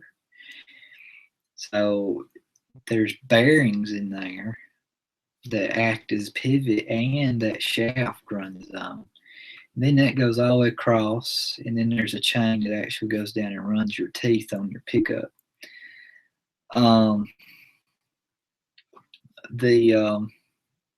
So what happened was I had to fix those augers, and they were expensive, so I wanted to get them out where I could get them back straight. And so what that entailed was disassembling the whole pickup, mega wide pickup assembly, augers and everything in there. I actually unbolted all that, had it jacked up, and actually had hooked the baler to the 3-point hitch of the tractor so I could pick the baler up from out of the whole pickup assembly and back it out, or back it up from the pickup. So I basically took and disassembled the entire pickup and that auger assembly, and while I had it out, I put all new bearings back in the pivot points and everywhere, put new chains on, went through the pickup, any teeth, replaced shields, cam bearings, just the whole 9 yards on that pickup, and put it back in there. I got the technical manual on that baler on CD, so, and I also went around that baler checking all the manufacturer specs on that. And I did run into an issue where the knife bar, and I found all these things before I ever baled hay with it. The knife cutting bar that swings back there was out of spec, and what it was doing was there's a piece of metal on the back of the gate of the baler, and the net wrap module sets here, and that piece of metal was bent, and that little arm was coming up and hitting that where it should have come up and come on past it. When I found that was one of the last things I found wrong with the baler. When I found that, I finally figured out why the auger was bent, why there was some issues with the pickup, and why that piece of metal in the back of the baler was bent. The baler had a T-post run up through it. And if you drew a straight line from where that dent was in the back down to that auger, down to the pickup, that's where all that damage was in the baler. So somewhere along the line, they picked up a T-post and ran it up in that baler, and that's what did that. But anyway, yeah, I've heard no issues with baler. A baler has run good. But I had that fuse blowed. That was in the Massey. So anyway, I hardwired that baler, and that's fine now. Hello from Iowa. Howdy back at you. You're catching me on the tail end of this. I'm just keeping going. Chicken tractor guy, I'm looking to install a hydro pickup on Jetty baler. Is it hard to install? No, it's not. The expensive part's that hydraulic cylinder. That's why I bought my 468 baler. It didn't have the hydraulic pickup, and I knew I wanted that on there.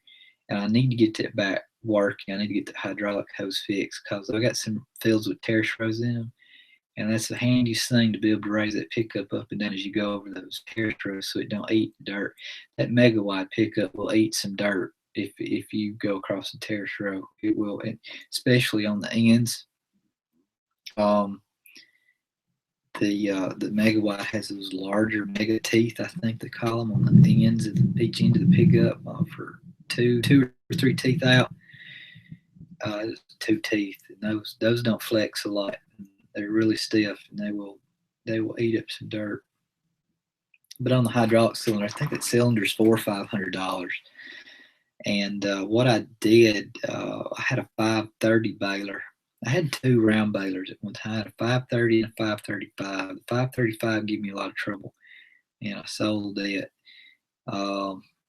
The 530 we had was good. That baler hardly gave any issues. But both those balers were 5-foot balers. I wanted to go to 4-foot roll, but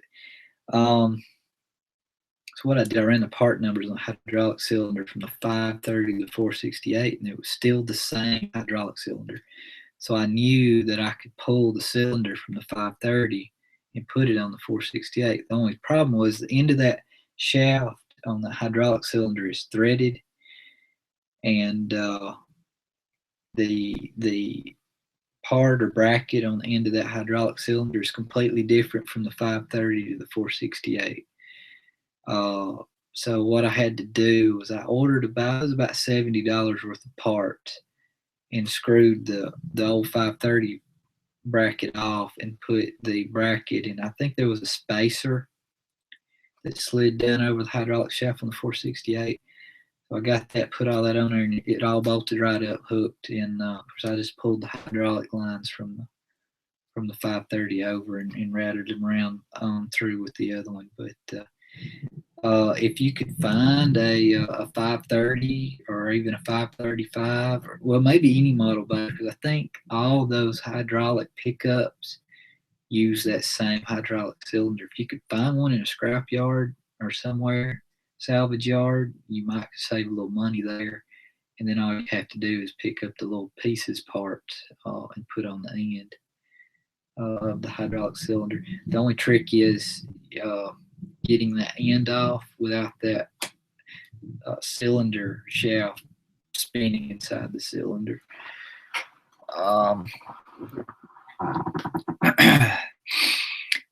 Let's see, well, you won't miss any here.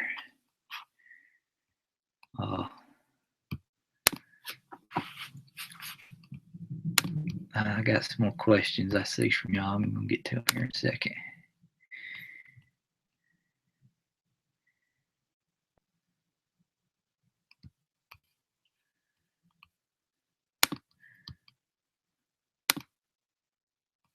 All right.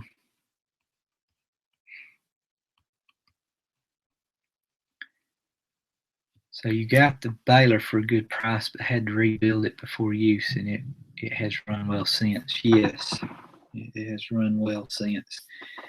And I didn't put, I think probably put around $1,000 worth of parts in that pickup. When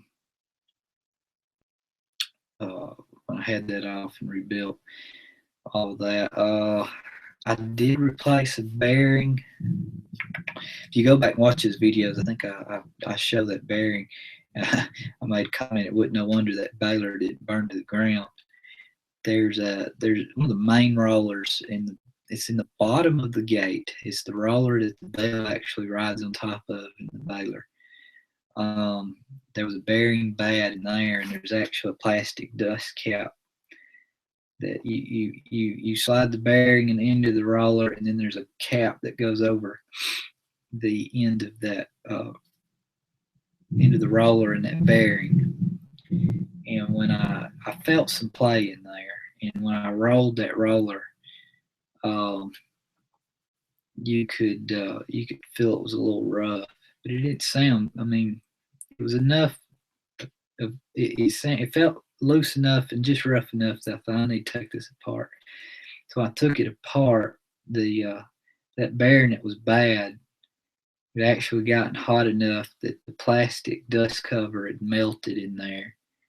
I can't remember if it melted to it, but it was melted. There's some video of that out there in older videos. But yeah, that was another part that I found. But like I said, yeah, it has run fine since then. I'm going on my 3rd or 4th year running that baler.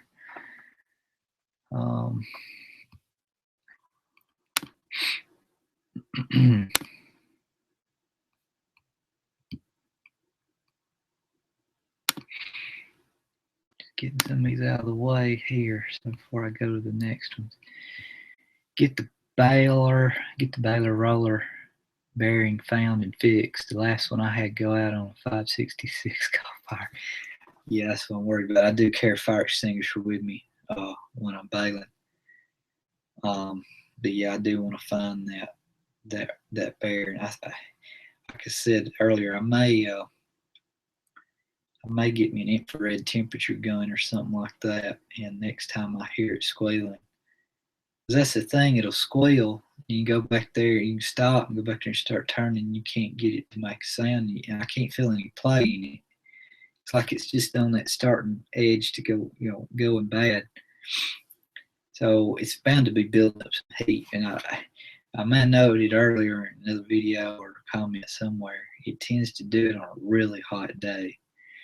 So it is heat related. So I thought maybe if I could take a temperature gun, point at the end of the rollers, and find one that's running hot, that may tell me, pinpoint which one it is, and then I'll just go ahead and take that one out and put new bearings in both sides of it, put it back together and go. But yeah, I've seen my uncles have had those bearings go bad, and when those bearings come apart, they just, like I said earlier, it just expand that roller until it splits, and it ruins the roller. So anyway.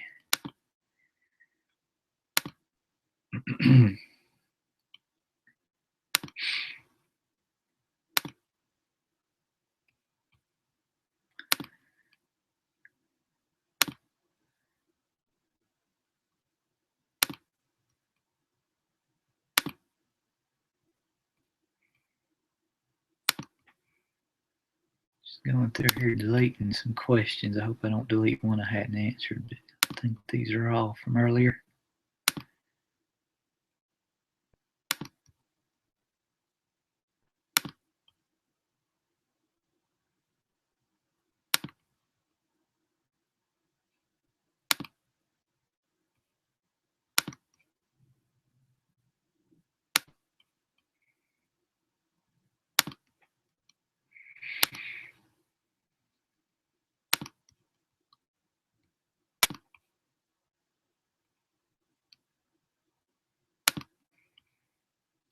Rain has quit at the moment. I hear a little thunder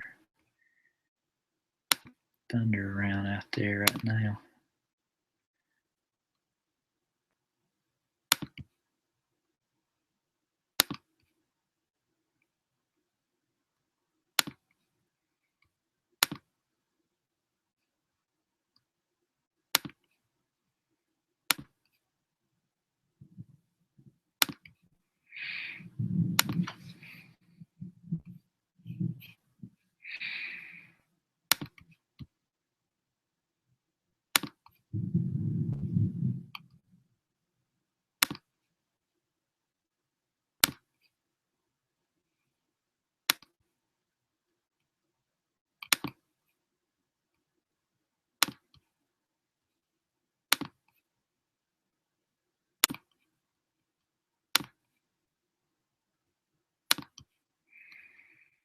Well, I ain't seeing any more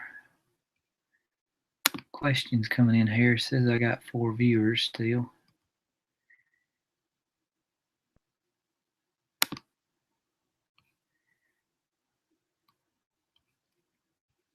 I don't feel like I missed any. Whew, almost 11:30. I think I'll call it quits at 11:30. It's 11:24 right now. So see if y'all have any more last minute questions come up, comments. But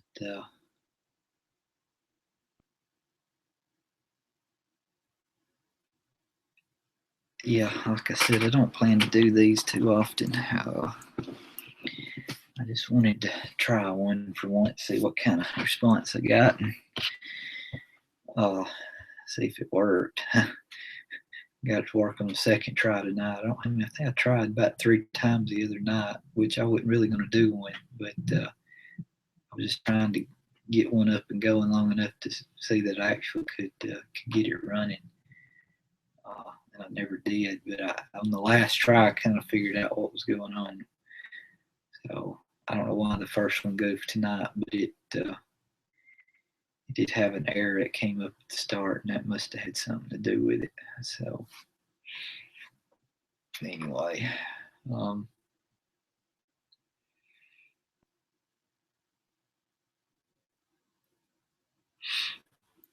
Yeah, I've still got my soybean samples here from we counted out the seed on my seed drill calibration. It's hard to throw them back in and plant them. Are you going to follow up on the F3 Michigan? Like I said, I seen that F3 on there before you even had mentioned it in your message. I think it was in the messages to me. I don't know. That's a state price tag, 18.5 for an F. It was an F3. Yeah, that's right. It is hydrostatic. It was hydrostatic. I do want another hydrostatic. If we get one. Hydrostatic and all electronic controls, which I'm pretty sure an F3 is going to be. All electro or hydraulic controls. That I don't remember if that combine noted any heads with it.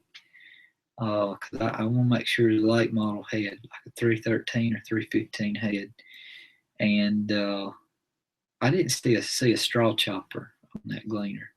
Now, I know I could probably find one, but I'd rather get one with one on it already and not have to deal with it. But I do want a straw chopper on it. So it did look like it was missing a straw chopper. But yeah, it's hard for me. It would be hard for me to get one sight unseen. I've looked at so many that when I get there and actually look at them, I find things that could be expensive to fix or time consuming one, and things that just make you question how long they'll hold up. It's just, it's one of those things. I wish I could just find another good one locally and not have to ship one in. But I don't know. I mean, we can manage a week we got now with the one we got. I think okay. Although it would be nice to, get the weed out quicker so it can get beans in the ground quicker. But I'm not going to push it right now. The thing on the weed is we usually fill my truck up. My jet hopper bottom will hold right at 600 bushel, and we can fill that up pretty quick in good wheat. So then I gotta carry it off and get it unloaded. Unless my uncle does have a small truck that'll hold about 250 bushel. It's a little dump truck with grain body on it. So we kind of use it like a grain cart. We bring it back and dump. We can dump in bin, but yeah, if we ran two F2s or another combine, a second combine, we would probably be filling the truck up and then filling his up and having to put in the bin, which we could do that. That'd be okay. But yeah, so I'm not rushing it right now, but I could see where it could be a big benefit. It's gonna be about 175 acres of beans. The guy that we bought our F2 from said he was running two F2s. He was doing 300 acres. So that's about one combine to 150 acres. And I've heard a lot of people that can run one combine from 100 to 150, but once you start getting over that point, you usually see them. So you start running a bigger combine or running two. So that's kind of why I'm trying to plan that out in advance. Enjoyed your videos in the chat. I just happened to stumble on it late tonight. All right, thank you. And sounds like you're going on there. So see ya. Maybe next time.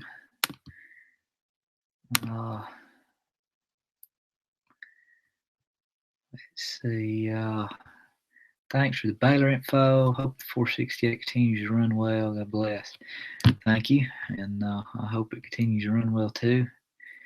And have a good night. And we'll catch you later.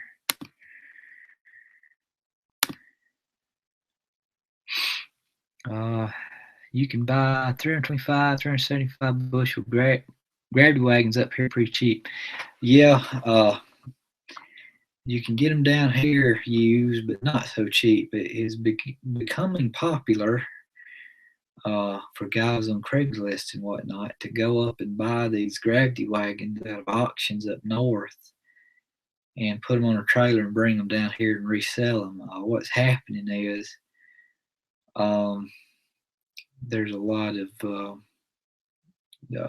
people that cattle farm or whatever that buy feed, and they're buying these old gravity wagons to take to these places that mix feed and whatnot. We got one around here that'll mix, you know, corn and grains with old M&Ms and candies and stuff. It's kind of an odd sounding mix, but anyways, people are buying them for that reason. That it's some of these guys that go to these auctions up north sell equipment down here are turning a profit on that. And so ones we've gone and looked at, because we'd like to get one like a seed tender that has an auger on it. The ones we've looked at are priced a little high for the shape they're in. And I've come close to buying one before, but in hadn't. But it's kind of a fine line between where we need a gravity wagon, or I should say a seed tender, and a grain cart. I would like to use a gravity wagon with an auger, kind of like a grain cart, but they're not really a grain cart. When I say that, you'd put harvested grain in the gravity wagon as just kind of an overflow storage, and then you could auger it out into the truck without having to go through the bin or from another truck to truck. But we could use a seed tender, and because we're having our beans and our wheat, the co-op gets them in these bulk totes, and then they have to bag them for us, and they're charging us like $1.25, $1.50 per bag to bag those. And if we could, what they're used to doing is people come with their own seed tenders, and they just put those totes above them, drop the seed in there, and then they take off, and then it's augered straight into their drill or planter or whatever. We're just getting to the point where that would be cost savings versus paying to have them bagged and just flat out dealing with the bags and the pallets and whatnot. But I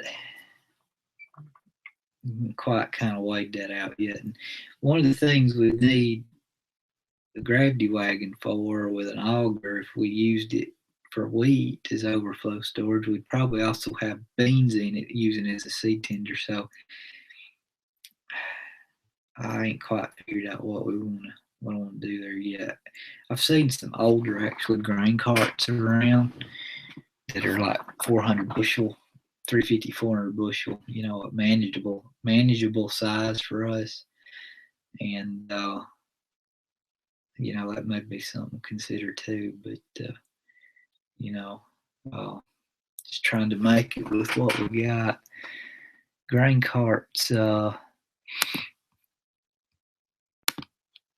400 to 500 bushel, running the low to mid twos, 350 bushel easy flow, good running gear, less than 1500. Yeah. I've seen some on Craigslist. When you start getting around the Kentucky line, you get into some bigger row crop areas and what's down here. You can find things like that for a reasonable price, and I guess it's kind of why I've found myself going to going up to Kentucky and up that way for stuff. But if we decide to get one and do that, that's probably what I'll do. I'll find something up north and pay a cheaper price than what these guys are bringing them in here. And every now and then you find one down here. I mean, there's a guy that's got an easy trail, easy flow, easy trail. I want to say Gravity Wagon. It's one of the, I think it's 230 bushel model. It's actually a seed tender. It's got an all grown and everything. It's one of the ones that's got the gasoline motor, the hydraulics and all already on it.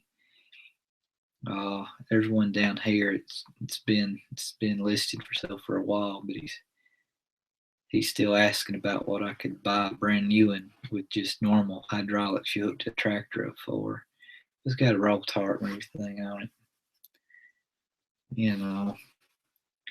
Entertain that, but you can find them used in fair shape for half that. So just kind of keep my eyes open. But a lot of row crop equipment that makes it down here from up north, the people that get it, they use it till it's almost worth not hardly scrap metal, and then they sell it off. It's, you have more trouble with it than it's worth if you don't watch. So that's just kind of how it is.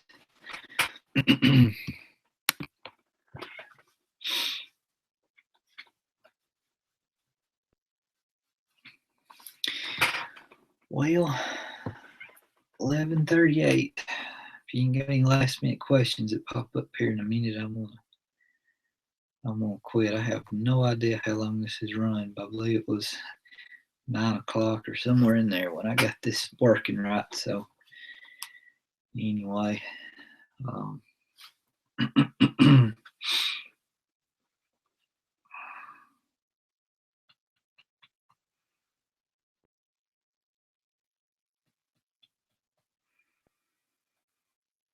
well, I'm not seeing any last minute questions here, so I think I'll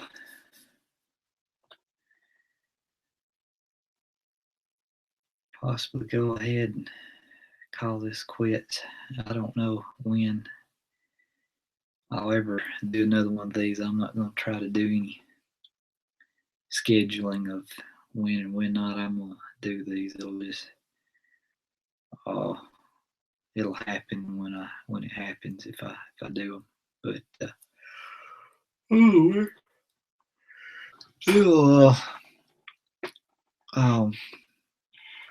anyway, yeah, it works anyway. So I figured out it worked. Nice evening, Bill. I'll catch you next time. And in the comments, you create some nice commentary and debate there. So I enjoy that. Anyway, yeah, as y'all can tell, I'm sleepy, so I still need to take a shower and clean up, eat a snack of some sort. But yeah, y'all stay tuned for more videos as I can make them and edit them and get them up. And thank you for joining in this chat tonight and watching. And I will see all y'all later.